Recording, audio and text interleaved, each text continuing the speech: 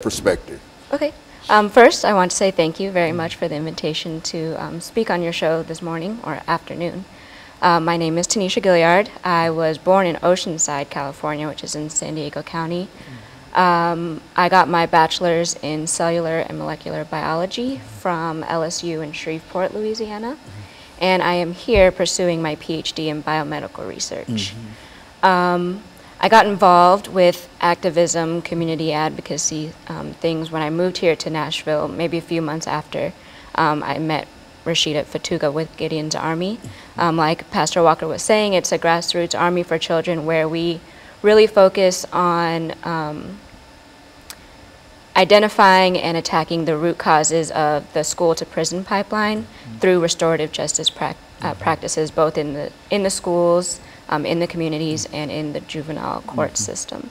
I'm involved in a lot of other community organizations like Pastor Walker alluded to, really fighting the different ways that Black youth, Black adults, our community is affected.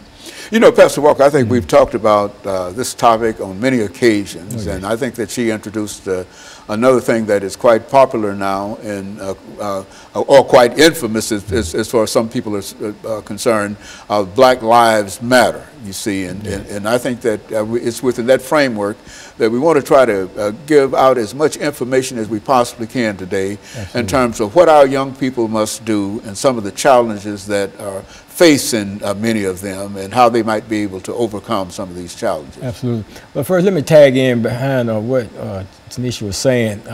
You take a young woman that's actively pursuing her educational degrees and the like, but at the same time is taking time to deal with issues.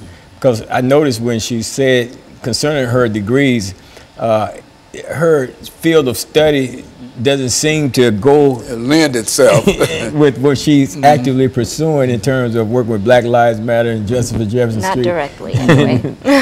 Okay, but not directly, but you know, it's kind of tied in a sense. But you know, the thing is, what's impressive to me is that the point I'm making here is that her focus is not exclusively on just getting the degrees, but at the same time, while en route to the degrees, being able to advocate on behalf of others and work on behalf of others and making a difference in the lives of others. And that's what's impressive to me, because a lot of people, they get single-sighted and that's all they're looking at. And regardless of all the things that's going on around them, they still don't veer off into it and do anything about it. So I'm impressed by that.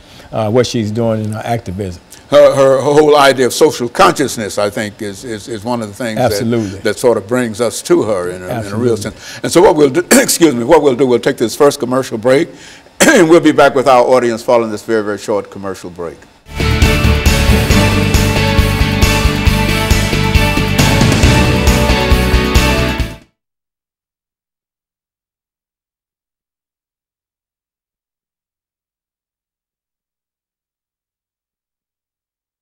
My first time on a TV show or in a recording studio.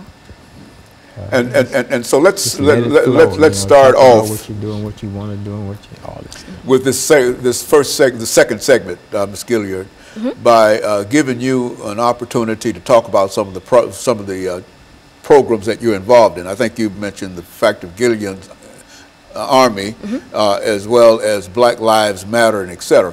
I don't think that many of people know that much about the Black Lives Matter movement outside of what we see on television. And so, as I think you might be the first individual that we've had on this particular program that is intimately involved with that organization. And so you want to, we'd like for you to sort of use as much time as you'd like to use to talk about that. And we'll have 8 minutes for this segment. Okay. And so you'll start us off,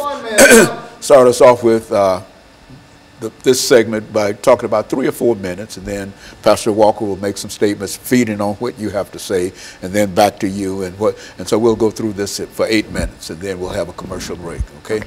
Sounds good. I don't know if I can take up a full 3 or 4 minutes. Oh yeah, I'll try. Yeah, you just talk. You talk with all those degrees that you have and all that studying that you do. 30 seconds. Yeah, we're not going to let you get out of that. Just talk about yourself.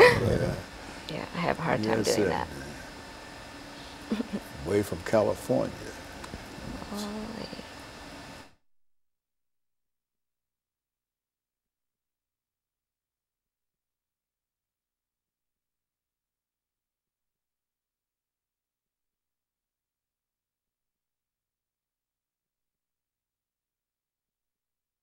Thank you and welcome back to the second segment of the show for today. We're talking to Pastor K. Walker and Ms. Gilliard in reference to some of the challenges of African American youth, both male and female. And I think, as we often mention, Ms. Gilliard, we might say African American youth, but we know that some of the things that we're talking about here applies to all ethnic groups and et cetera. And the reason we're talking about African Americans here is because we want to what? Highlight that specific part of the population. I think you mentioned the fact that you're involved with the program Black Lives Matter. Yes. Many of our audience might not be familiar with this organization from their perspective. So why don't you take a few minutes to talk about how that organization started and some of the things that that organization has been involved in and some of the things that you're doing in reference to that organization. Okay. So Black Lives Matter as a network started originally it started after the non-indictment of George Zimmerman in the Trayvon Martin murder. It started off just basically as a hashtag, Black Lives Matter, in terms of social media and the news and things like that. But it really took off after the murder of Michael Brown in Ferguson with all of those protests. And there was a Freedom Ride kind of put together in the fashion of the Freedom Rides during the Civil Rights Movement, where people from all over the country and even Canada came down to Ferguson to help the community to stage some more protests and kind of get the conversation going about the things that led up to all of this increase in police